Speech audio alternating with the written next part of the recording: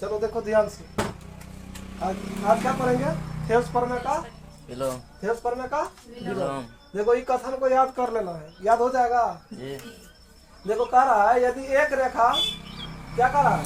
यदि एक रेखा किसी त्रिभुज के, कह रहा है ना, तो किसी त्रिभुज का मतलब कोई एगो त्रिभुज बना दिए, त्रिभुज बना दिए, किसी त्रिभुज के दो भुजाओं को। अब मान लीजिए भुजा इसमें बोलो, एक त्रिभुज में कितने भुजा होते हैं? 3। बोलो। तो इसमें देखो ए बी सी एक त्रिभुज हुआ, कहता है इसमें दो भुजाओं को, तो दो भुजा मान लिए कौन? ए बी एक भुजा है ना, यानी ए बी और कौन सी? ए सी और बी सी, दो भुजाओं को एक ही अनुपात में, यानी ई भुजा यानी ए बी और ए सी एक ही भुजा को, कहता है ना दो भुजाओं को एक ही अनुपात में, अनुपात मान यहाँ यहाँ कर दिया ना जी। अनुपात में विभाजित करे, विभाजित मतलब अगर बांट दिया तो वह तीसरी भुजा का क्या हो जाएगा? समांतर। तीसरी भुजा ये है, दो भुजा है ना ये ए बी और ए सी, इसके भुजा का क्या हुआ? समांतर हुआ, मिला दिए तो है ना। अब देखो इसको सिद्ध करना है, ये स्टेटमेंट याद कर लेना है कि थेल्स प्रमेय है कि थेल्स प्रमेय का विलोम है, तो याद हो जाएगा ना, पढ़ के याद कर लेना है। बोलो एक बार, याद हुआ? यदि एक रेखा किसी त्रिभुज की दो भुजाओं को एक ही अनुपात में विभाजित करे तो वह तीसरी भुजा क्या होगा? समांतर होती है। तो देखो सबसे पहले लिख दिए, क्या तुमको लिख देना है? दिया है, क्या है? दिया है। देखो ए बी सी एक त्रिभुज है ना, देखो है ना, ए बी सी क्या है? त्रिभुज है। तो अब देखो भुजा क्या है? जिसमें भुजा क्या है? ए बी है कि नहीं? ए बी को कहा? डी पर। देखो ए बी को क्या किया? डी पर कर दिया ना, यानी ये भुजा डी, और तथा ए सी को क्या? ए यानी ई पर, है ना। ए सी को ई बिंदु पर प्रतिच्छेद करती है, कर दिया ना यहाँ छेद, देखो यानी यहाँ कर दिया। अब कैसा किया? करती है कि देखो कैसा किया? देखो ए डी यानी ए डी बटा, यानी ए डी बटा डी बी किया ना। देखो ए डी बटा क्या हुआ? डी बी, फिर ई साइड वाला देखो ए ई बटा ई सी, है ना। अभी इसको भूल जाओ, है ना, इसको अभी बाद में कर लेंगे। देखो ए ई बटा क्या हुआ? ई सी, है कि नहीं? कैसा किया? वही बात है, प्रतिच्छेद करती है कि ए डी बटा डी बी और ए ई बटा, इसको समीकरण क्या दे दिए? फर्स्ट, हुआ कि नहीं? देखो ए डी बटा डी बी, है ना, ए डी बटा डी बी, ए ई बटा ई सी। अब देखो इसमें सिद्ध करना क्या है हमको? यानी समांतर बीसी, डी ई समांतर बीसी। कैसे समझे? देखो ये तीसरा है ना, वह तीसरी भुजा क्या है? समांतर है। ये अंतिम वाला जो लाइन है यही हमको सिद्ध करना है ना। वो तीसरी भुजा का क्या है?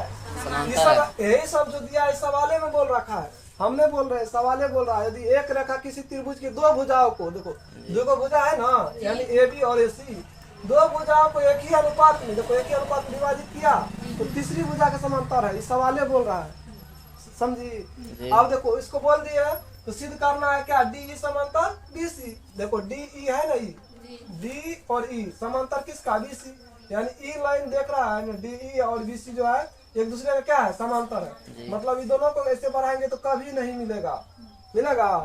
अब रचना करेंगे, क्या करेंगे? इतना होने के बाद आप रचना करेंगे।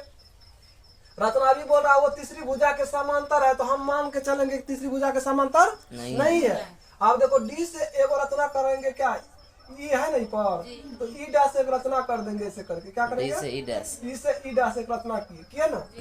तो देखो वही चीज रचना में लिखना, जो चीज आप तुम अपने मन से कर रहा है वो रचना में लिखना, क्या है ना। डी देखो डी जो है डी ई डैश है ना, समांतर। देखो डी ई डैश किसके समांतर? बीसी के खींच दिया, अभी इसको छोड़ दिए। अब देखो डी ई डैश समांतर किसका? बीसी का, है ना। डी ई डैश समांतर बीसी का। अब देखो ऐसे आगे क्या कर रहा है? थेल्स प्रमेय बोल रहा है। थेल्स प्रमेय क्या बोला था जानता है ना? ये देख के पता चल जाएगा नहीं सर जी, तो थेल्स प्रमेय है ना। देखो ए डी बटा डी बी, ए ई बटा ई सी, और फिर वही बात नहीं लिख देना यहाँ भी।